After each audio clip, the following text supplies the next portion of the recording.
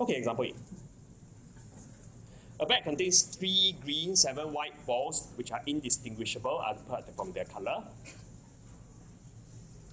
10 balls are drawn at random from the bag, one at a time, and with replacement. Now, you have to really 10 balls with replacement, 3 green, 7 white. Intuitively, you know what's going on already. It must be something like binomial already. Correct? With replacement. But never mind. X represents the number of green balls drawn. Number of green balls drawn out of 10 balls, correct? Number of green balls drawn out of 10 balls. State the distribution of X and write down the value of expected value of X and variance X. Not too difficult. All printed for you.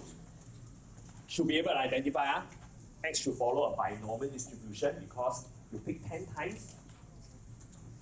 Right? You do 10 times. Each time, there is a probability of success, which is 0.3, because there are only 3 green. Correct? And you do it with replacement. Every time you do it, there's a constant probability of success, which is 0.3. Okay? Right. What is the expected value of X? This one, you just see your MN15. I don't want to say too much. Okay, just copy. Expected value variance. Now, it's combining binomial with central limit theorem now, okay? If the above experiment is carried out 50 times, find the probability that the mean number of green balls drawn is within 0.5 of this mean. This mean we talk about, we must be very clear, this mean number of green balls, in your head you should be saying, what mean are we talking about? It is actually conducting the experiment 50 times. First time, number of green balls could be 2. Second time, it could be 3. Third time, it could be 0. Then you sum the numbers up all the way to 50 times, divide by 50. This is what it means by mean. So actually, it's x1 plus x2 plus x3 all the way to x50 divided by 50. Correct? It must be very, very clear. Alright?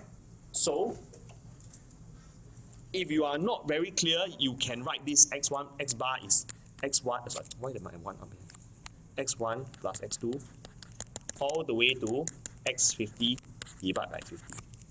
I didn't write it here, but if you want, you can have a note here to say that this mean is this one. Correct? Then we make use of central limit theorem because n is sufficiently large, then x bar clearly should follow a normal distribution.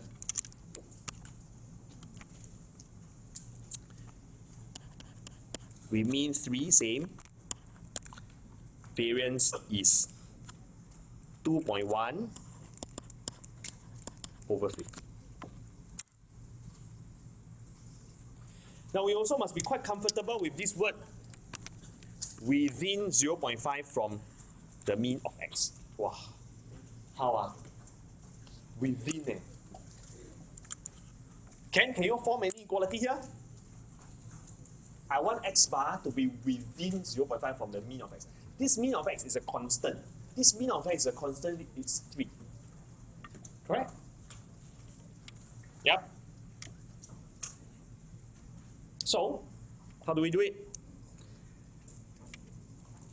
There are 2 ways to write. I write first. You can.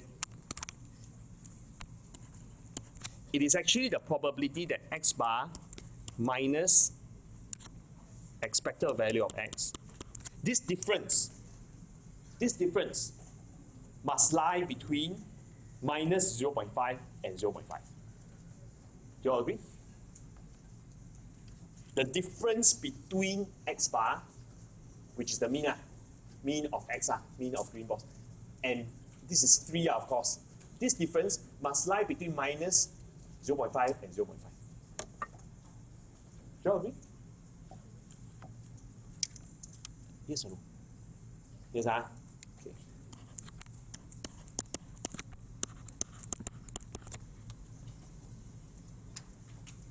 So, which means that this is probability minus 0.5, x bar minus 3, 0.5. Then you just, what you do is add 3 throughout, add 3, you get this. This one by GC you get answer.